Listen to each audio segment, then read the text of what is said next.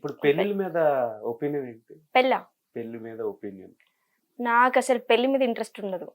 అసలు పెళ్లి చేసుకోవాలన్న ఆలోచన కూడా లేదు. లేదు, ఇప్పుడైతే లేదు. అంటే బ్రేకప్ అయ్యాక ఇంకా అస్సలే లేదు. అంటే నేను ఆ ప్లేస్‌లో ఎవరిని రీప్లేస్ చేయాలనుకోవట్లేను. అంటే నాకు అంత ప్రేమ చూపించేవాడు వస్తాడేమో, రాడో నాకు తెలవదు గానీ, నేనైతే చేసుకోవాలి అనుకోవట్లేను. అందరూ అట్లనే అంటారు. ఇప్పుడు తను పడ్డాడా లాస్ట్‌కి? పడ్డాడు కదా! అమ్మో! పడకుండా వదిలిపెట్టలే. పడ్డాడు. తర్వాత మంచి ఇంగ అర్థం చేసుకొని ఒకళ్ళ సైడ్ ఒకళ్ళు అలా వెళ్ళిపోయాం. అంటే రిలీజియన్ డిస్క్రిమినేషన్ జరిగింది. అంతే.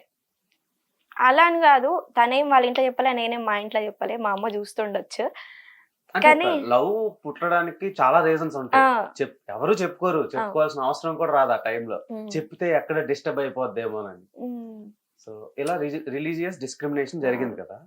మన ఇండియాలో maximum love failures caste discrimination, అవును. మనీ అవును. డిస్క్రిమినేషన్, రిలీజియస్ డిస్క్రిమినేషన్ మీద జరుగుతున్నాయి. సో అందులో మీరు కూడా ఎఫెక్ట్ అయ్యి ఉన్నారు. అవును. ఈ ఇండియన్ రిలీజియస్ అండ్ క్యాస్ట్‌ల మీద మీ ఒపీనియన్ ఏంటి? మామూలుగా మీరే ఔట్ కంట్రీలో ఇలాంటి కార్యక్రమాలు చేస్తే ఖచ్చితంగా సక్సెస్ అయిపోతుండే. అవును. ఇక్కడ అవ్వలేదు. అదే గదా! అంటే మన సైడు పద్ధతి ఉండాలే, బయటికి పోవద్దు. ఏందమ్మా ఇట్లాంటి బట్టలేసినావు ఇదంతా గాదు గానీ, నా పర్సనల్ ముచ్చట చెప్తా. హ్మ్. నేను, మా అమ్మ, నేను అంతే. నాకొక మామ, ఒక చిన్న ఫ్యామిలీ మాది. చిన్న హ్మ్. ఫ్యామిలీ. ఇంటి దగ్గర మామూలుగా ఉంటాము. మామూలుగా పొలం పనులు చేసేది మా అమ్మ. హ్మ్. దాంట్లోనే నన్ను సాకుతది. దాంట్లోనే నన్ను చదివించింది. నన్ను అంతే దాంట్లోనే. హ్మ్. ఇట్లా చిన్న చిన్న బట్టలేసుకోవడం వల్ల ఏమైతుందంటే, ఊర్లో వాళ్ళ ఫోకస్ అంతా నా మీద ఉంటది. నాకన్నా ఎక్కువ మా అమ్మ మీదకి పోతది. హ్మ్. అందరొచ్చి అడుగుతారు. "ఏంది జయమ్మ మీ బుజ్జి చిన్న చిన్న బట్టలేసింది. రేపు హ్మ్. పెళ్లి చేయవా? పెళ్లి చేయాలి గదా! అంటే వస్తారు గదా! ఎలా చూస్తారు? బాగుండదు" అని అంటారు. ఒకవేళ నాకు ఫీవరొచ్చింది. నా హ్మ్. హెల్త్ బాలే. నేను బండి మీద పోతుంటే యాక్సిడెంట్ అయ్యి కింద పడ్డా. వాళ్ళెవరొచ్చి నాకు పైసలియ్యరు. నేను మా అమ్మకి చెప్పిన ఎక్స్‌ప్లనేషన్ అంటే, "నాకు హెల్త్ బాలే మమ్మీ. నేను ఒక ₹1,00,000 కావాలి. వాళ్ళందరూ వచ్చి ఇస్తారేమో అడుగు. వాళ్ళొచ్చి ఇస్తే నేను ఇవన్నీ మానేసి నువ్వు చెప్పినట్టొచ్చి నేను ఇంట్లో పెళ్లి చేసుకొని పిల్లలు కంటా" అని చెప్పి. హ్మ్. "ఎవ్వరియ్యరు బిడ్డ" అంటే, "ఎవ్వరియ్యరు అన్నప్పుడు నువ్వెవ్వరి గురించి ఆలోచించకు. నీ పేరు నిలబెట్టే బాధ్యత నాది. నేను నిన్ను చూసుకుంటా. ఫ్యూచర్‌లో ఇంకో 10 సంవత్సరాలు నువ్వు పని చేస్తావు. ఆ 10 సంవత్సరాల తర్వాత నువ్వు ముసలిదానివి అయిపోతావు. నేను చూసుకోవాల్సింది నిన్ను. వాళ్ళొచ్చి చూసుకోరు. సో, నువ్వెవ్వరి గురించి ఏం ఆలోచించకు. తిన్నవా, పన్నవా అంతవరకే చూసుకో. నీ పని నువ్వు చేసుకో. నేనున్నా గదా మాట్లాడడానికి" అని చెప్పి. అంటే మన తెలుగు అమ్మాయిల్ని బయటికి రానియ్యరు. అందుకే గదా డైరెక్టర్లు గూడా పక్క దేశం నుంచి తెచ్చుకుంటారు అమ్మాయిల్ని. మన అమ్మాయిల్ని తీసుకోరు కదా! సో, అట్లా. ఇలాంటి లిటిగేషన్స్ అన్నీ ఉంటాయి. అండ్ మీకు ఈ సినిమాల మీద అది ఇష్టమా? పిచ్చా? వ్యామోహమా? ఇష్టం గాదు, పిచ్చి గాదు. ఒక పేరు తెచ్చుకోవాలి. హ్మ్. ఒక అభిమానం ఒక అభిమానం ఉంటది. ఒక ఒక స్క్రీన్ మీద కనిపించిన ఒక హీరోకి హీరోకి కానీ, హ్మ్. ఒక డైరెక్టర్ గాని, ప్రొడ్యూసర్ గాని హ్మ్. అభిమానులుంటారు. హ్మ్. నువ్వు యాంకరింగ్ చేస్తున్నావు. నీ స్టైల్ బావుందని నీకు కొంతమంది ఫ్యాన్స్ ఉంటారు. హ్మ్. అట్లా. నేను గూడా ఒక చిన్న ఆర్టిస్ట్. నాకేం పెద్ద ఆర్టిస్ట్ హీరోయిన్ అయిపోవాలి. నేను హ్మ్. అది జేయాలి. నాకది అట్లా ఏం లేదు. హ్మ్. మంచి ఆర్టిస్ట్ అనిపించుకోవాలి. హ్మ్. ఏ అమ్మాయి మంచిగా చేస్తది. ఒక అమ్మాయికి గాని, ఒక అబ్బాయికి గాని ఏం గావాలంటే బయట నుంచి ఒక పేరు గావాలంటే ఎవడైనా మన గురించి మాట్లాడుతుంటే అది నాకు తెలుసురా అనేటట్టు ఉండకూడదు. అరే అమ్మాయా? అమ్మాయి తెలుసురా అనేటట్టు అలాంటి పేరు తెచ్చుకొని బతకాలని అంతే. మీకెక్కువ అమ్మాయిలు ఇప్పుడు ఇలా ఉన్నారు కదా! హ్మ్. పెళ్ళిళ్ళు, తర్వాతల పెటాకులు ఇయన్నీ పక్కన పెట్టేసి కెరీర్ మీద ఫోకస్ అని చెప్పి. ఇప్పుడు బావుంటది. ఒక 30 ఇయర్స్ ప్లస్, 40 ఇయర్స్ ప్లస్‌కెళ్ళిన తర్వాతల మనకంటూ ఒక తోడు కావాలనిపిస్తది. అప్పుడేంటి పరిస్థితి? మ్యాట్రిమోనీలో సెకండ్, థర్డ్ సెటప్స్ మనుషులుంటారు కదా! ఆ! ఆళ్ళని చూసుకొని చేసుకుంటారా? నేనా? హ్మ్. అంటే ఇప్పుడేమొద్దు కెరియర్ ఇంపార్టెంట్, కెరియర్ ఫస్ట్ అంటున్నారు గదా! హ్మ్. సో, మనం కెరియర్ కోసం మనం కష్టపడుతుంటే, హ్మ్. మన కోసం ఒకడు వెయిట్ జేస్తాడు వెనక. ఆడెవడైనా గాని. హ్మ్. వెయిట్ జేసేవాడు ఉంటాడు. హ్మ్. సో, వాడు మనల్ని సపోర్ట్ జేస్తూ మనల్ని ముందుకు నెడతనేమో ఆడుంటాడు మన లైఫ్‌ల. హ్మ్. ఓ 30 ఇయర్స్ వచ్చే వరకు. హ్మ్. కెరియర్ కోసం కష్టపడిపోతే సెకండ్ హ్యాండ్, థర్డ్ హ్యాండ్ అంటున్నావు గదా! హ్మ్. ఒకవేళ ఇప్పుడు పెళ్లి చేసుకున్నా ఎవడికో ఒకనికి ఇచ్చి పెళ్లి జేస్తారు. ఆడు తాగుబోతోడో ఎక్కడైనా చచ్చిండనుకో, హ్మ్. అప్పుడు నా పని ఆ సెకండ్ హ్యాండ్‌కే అయిపోతది గదా! ఫస్ట్ హ్యాండ్‌కి రాదు గదా! హ్మ్. సో, నేను అందుకే ఏమంటున్నా అంటే ఇండిపెండెంట్‌గా బతకాలి. నేను ఒక ఇల్లు కొనుక్కోవాలి, ఒక కారు కొనుక్కోవాలి. నా బతుకు నేను బతకాలి. ఒక ఒక వచ్చిన హస్బెండ్ వచ్చినా వాడి పైన డిపెండ్ అవ్వద్దు. ఒకవేళ వాడు నా పైన డిపెండ్ అయితుందని మధ్యలో వదిలేసిపోయిండనుకో అప్పుడు నేను బిచ్చబ్దాన్ని అయితా కదా! అంటే ఇండిపెండెంట్గా బతకాలి, సంపాదించుకోవాలి. తర్వాత మనని కోరి వచ్చేటోడు వస్తాడు ఎట్లయినా. 30 ఇయర్స్ 40 ఇయర్స్ కూడా ఎందుకు వస్తాడు అనుకుంటున్నావు? ఒక అబ్బాయి కూడా ఆ అమ్మాయికి నచ్చొచ్చు కదా. సరే నాకు ఒక 30 ఉన్నాయి అనుకో, 25 ఇయర్స్ అబ్బాయి నన్ను చూడొచ్చు, నేను నచ్చొచ్చు, నన్ను పెళ్లి చేసుకోవచ్చు. ఎందుకు అట్లా? మీ కాన్ఫిడెన్స్ సూపర్. అట్లా ఓకే. ఇప్పుడు సోషల్ మీడియాలో ఈ ఇన్ఫ్లుయెన్సర్స్కి విపరీతమైన బజ్, ఉమ్, మోర్ దెన్ యాక్టర్స్ కంటే ఎక్కువ వాల్యూ ఉంది. ఉమ్, అయితే దానివల్ల ఏమవుతుందంటే వాళ్ళ మార్కెట్ ఇంక్రీజ్ అవుతుంది. అట్ ద సేమ్ టైం వాళ్ళ మీద నెగోషియేషన్స్ కానీ ఈ బిజినెస్ స్కేల్స్ కానీ అన్నీ మారిపోతున్నాయి. అవును, యాజ్ ఇన్ఫ్లుయెన్సర్గా మీకు తెలుసు అవన్నీ, అవును, తెలుసు. బయట ఆడియన్స్కి అవన్నీ అంతగా తెలియకపోవచ్చు. అవును, ఎందుకంటే ఒక చిన్న ప్రొడక్ట్ ప్రమోట్ అవ్వాలన్నా, ఒక సినిమా ప్రమోట్ అవ్వాలన్నా, ఏదైనా విషయం షార్ట్ టైంలో తెలియాలన్నా ఆడియన్స్కి ఇన్ఫ్లుయెన్సెస్. చాలా రిక్వైర్మెంట్ పెరిగిపోయింది. అంటే న్యూస్ ప్రెజెంటర్స్ కంట ఇన్ఫ్లుయెన్సర్స్నే ఎక్కువ నమ్ముతుంది అవును. ఈ కమర్షియల్ కార్పొరేట్ కంపెనీస్ అన్ని. సో వాటి మీద మీ ఒపీనియన్ ఏంటి? ఫ్యూచర్లో వాళ్ళకి ఏ రేంజ్లో ఉండబోతుంది స్కోప్ ఎక్స్ప్లోర్ ఇప్పుడు అవ్వడానికి? చెప్పలేము. అప్పట్లో టిక్ టాక్ వచ్చింది, బాగా ఫేమ్ అయ్యారు, అప్పుడు కూడా బాగా నడిచాయి. ఇప్పుడు ఇన్స్టాగ్రామ్ లో నడుస్తుంది. నడిచిన రోజులు అందరూ పైసలు చేసుకుంటారు అన్నిటిని. ఇప్పుడు డైరెక్టర్లు కానీ మనం ఉండేది కలర్ఫుల్ వరల్డ్. అంటే ఇన్ఫ్లుయెన్సర్లు అంటే కెమెరా ముందు కనిపించే ఏదైనా కలర్ఫుల్ వరల్డ్ కాబట్టి మనం కలర్ఫుల్ గా కనిపిస్తేనే మనం నలుగురికి నచ్చుతాం, నలుగురు మనల్ని చూస్తారు, అట్లనే పైసలు చేసుకుంటాం. వాళ్ళు మనం కలర్ఫుల్ పెట్టుకునే బిజినెస్ వాళ్ళు పైసలు చేసుకుంటారు. సో ఉన్న రోజులు బాగానే నడుస్తుందని అనుకుంటున్నా నేను. నువ్వు చెప్పింది నాకైతే అర్థం కాలే, నేను చెప్పేది చెప్తా దానికి. సో ఉన్న రోజులు ఇన్ఫ్లుయెన్సర్ల వల్ల అది చిన్న సినిమా కానీ పెద్ద సినిమా కానీ బయటకు వస్తుంది. అప్పుడు వచ్చిందా? రాలేదు కదా. అసలు చిన్న సినిమా అరే ఇది ఎప్పుడు వచ్చిందిరా, ఇది ఎప్పుడు రిలీజ్ అయిందిరా అట్లుంది. ఇన్ఫ్లుయెన్సర్ వల్ల చాలా సినిమాలు బయటకు వస్తుంది. అంతెందుకు ఇంప్లుయెన్సర్లు ఒకప్పుడు ఒక ఫోటో అడగాలంటే ఒక హీరోని అందరిని దాటుకొని పోవాలి. అదే ఆ హీరో వచ్చి ఇప్పుడు ఇన్ఫ్లుయెన్సర్లతో డాన్స్ చేస్తున్నాడు. నీడ్ అలా ఉంది, వాళ్ళ నీడ్ ఉంది. సో మేము అలా క్రియేట్ చేస్తున్నాం. మొన్న నవీన్ పోలిశెట్టితో చూసా, అన్ని అబ్జర్వ్ చేశా. అదే చెప్తున్నా కదా. ఒకప్పుడు ఇప్పుడే సరే మనం జనరల్ గా ఒకటి మాట్లాడుకుందాం. నువ్వు నార్మల్ పర్సన్, నేను నార్మల్ పర్సన్. నువ్వు ఒక సెల్ఫీ అడుగు ఇస్తాడా? బౌన్సర్ గారు దొబ్బుతాడు అవతలకి. అట్లా అదే ఇప్పుడు మనం ఇన్ఫ్లుయెన్సర్ కాబట్టి వాళ్ళు మన దగ్గరకు వస్తారు. ఏదైనా ఒక అబ్బాయి కానీ ఒక అమ్మాయి కానీ కాన్ఫిడెన్స్ తో ముందుకు పోతే మన ఛాన్సెస్ కోసం మనం పోవడం కాదు, వాళ్ళు మన దగ్గర అట్లా క్రియేట్ చేసుకోవాలి. ఇన్ఫ్లుయెన్సర్ గానే కాదు, ఎవరి ద్వారా అయినా. మిమ్మల్ని చూస్తున్న ప్రతి మూమెంట్ లో యాక్టర్ కనిపిస్తుంటే, మాట్లాడుతుంటే డైరెక్టర్ కనిపిస్తుంది. నాకు డైరెక్షన్ అంటే చాలా ఇష్టం. ఫ్యూచర్ లో ఏమైనా ప్లాన్స్ ఉన్నాయా? ఆర్టిస్ట్ అయ్యాక ప్లాన్ చేస్తా. ఆర్టిస్ట్ అవ్వడం అనేది, మంచి ఆర్టిస్ట్ అనిపించుకోవడం నా గోల్. డైరెక్షన్ అనేది నా ప్యాషన్తో ఎప్పుడైనా ఒక సినిమా చేయాలి. డైరెక్టర్ లో కూడా మంచి వైబ్ ఉంటది తెలుసా, మస్తు ఉంటది. ఎంత పెద్ద హీరో వచ్చైనా చేతులు కట్టాల్సింది ఇష్టం నాకు. అట్లా కమాండింగ్ ఇష్టం, ఇటువైపు నుంచి ఫేమ్ ఇష్టం, మొత్తం దున్నేద్దాం రెడీ ఉన్నాను. దున్నేదా మంచి, అదే చెప్పాను కదా, పలానా అమ్మాయి అంటే అదా అనకుండా అరే అమ్మాయి అలా ఉండాలని, అంతేగాని ఎక్స్పోజింగ్ చేస్తున్నాలే అని. కానీ నేనేం బ్యాడ్ అని కాదు, నా బ్యాక్గ్రౌండ్ చెక్ చేసుకొని నేను ఎక్కడ ఎక్స్పోజింగ్ తప్ప మిగతా ఏం ఉండదు నాకు అక్కడ.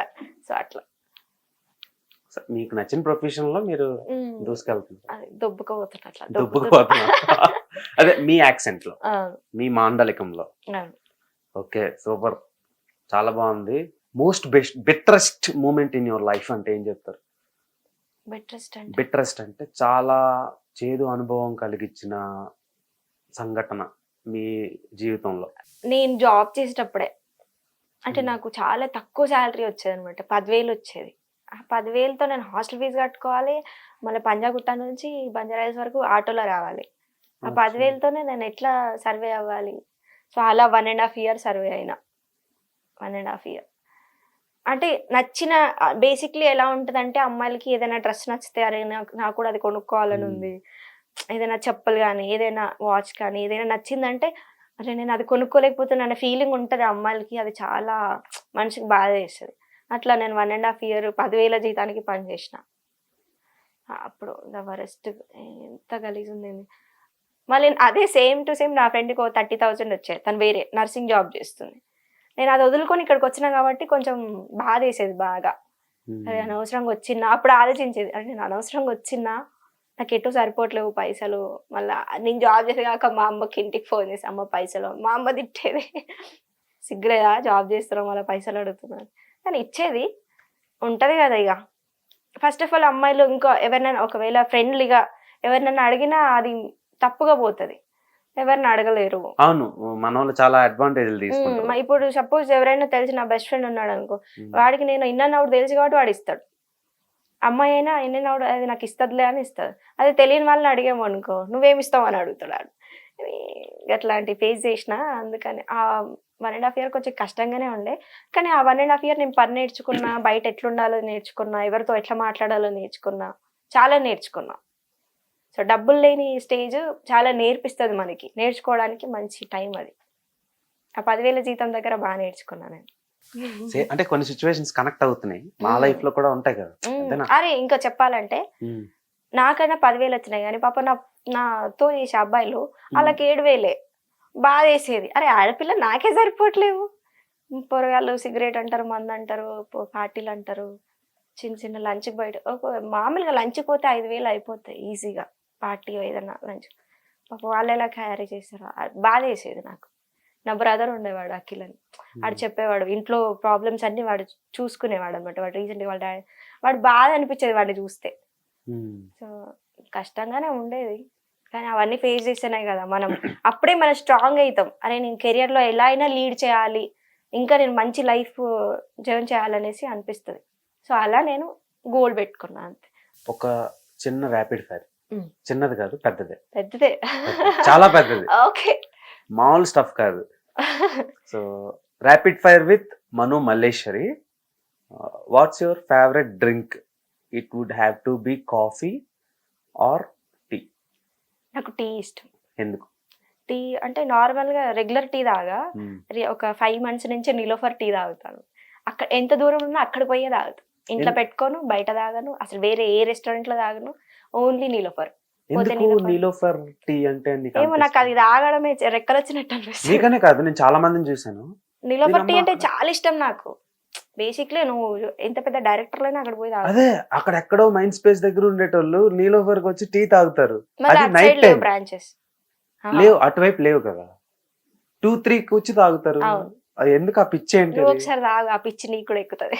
అది ప్లస్ ఏదో మస్కాన్ బన్, అదేదో బన్ అంట. బన్ ఏంటి అందులో అంత అమృతం పెడతారా, లేదంటే ఏమైనా కలుపుతున్నారా?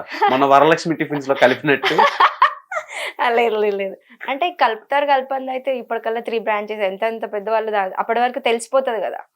అది ఇప్పటి నుంచి కాదు, ఎప్పటి నుంచో ఉంది కాబట్టి అలవాటు పడింది. నేను 3 days కి 4 days కి తాగినా అక్కడ తప్ప ఇంకెక్కడ తాగను.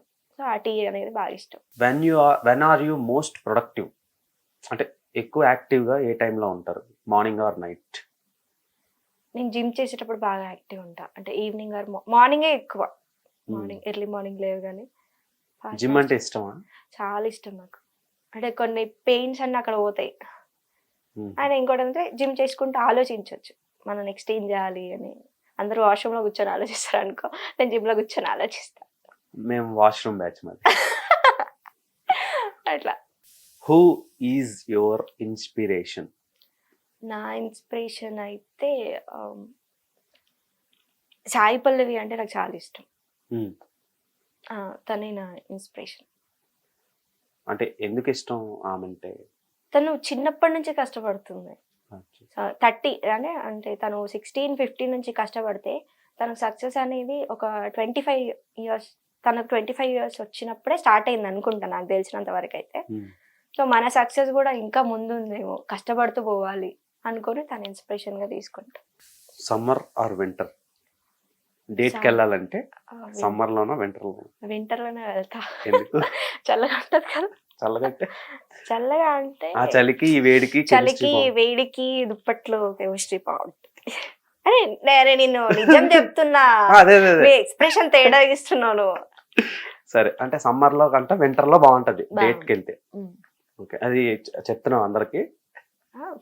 అందరికి వింటరే నచ్చుద్ది. మ్యాక్సిమం సమ్మర్ లో ఎవడిపోతాడు, ఎప్పుడు చెమటగా ఆడుతుంది. సమ్మర్ లో కూడా కొన్ని ప్లేస్లు ఉంటాయి, కూల్ ప్లేస్లు, కోల్డ్ ప్లేస్లు. Sunlight or moon light? ఎవరితోనైనా ఉమ్. లంచ్ కి కానీ డిన్నర్ కానీ వెళ్ళాలనుకుంటే నీకు నచ్చిన స్పెషల్ పర్సన్తో క్యాజువల్ గా కామన్ రెస్టారెంట్కి వెళ్తావా లేదంటే మూన్ లైట్ డిన్నర్కి వెళ్తావా అని? నేను క్యాజువల్ గానే వెళ్తా. డిన్నర్ కోసం ఎందుకు ఆడదాకా పోవాలి, క్యాజువల్ గా పోయి మంచిగా తినేసి ఆ తర్వాత ఎక్కడికైనా పోవడానికి ప్లాన్ చేస్తా. How do you start your day? నా డే ఎలా స్టార్ట్ అవుతుందంటున్నా, ఏం లే, పొద్దుగాల లేస్తా, స్నానం చేసుకొని బ్రష్ చేసుకొని తినేసి టాబ్లెట్లు వేసుకొని ఎక్కడ జిమ్ పోయి టాబ్లెట్లా? టాబ్లెట్స్ మీన్స్ అంటే ఏదైనా హెల్త్ బాగాలేకపోయినా కొంచెం అంటే ఇక మధ్య కొంచెం వీక్ అయినా, అదే చెప్పా ఈ బొక్కల లవ్ ఫెయిల్యూర్ గురించి బాగా వీక్ అయిపోయినా, డిప్రెషన్, అట్లా అట్లా అట్లా నరాల వీక్నెస్.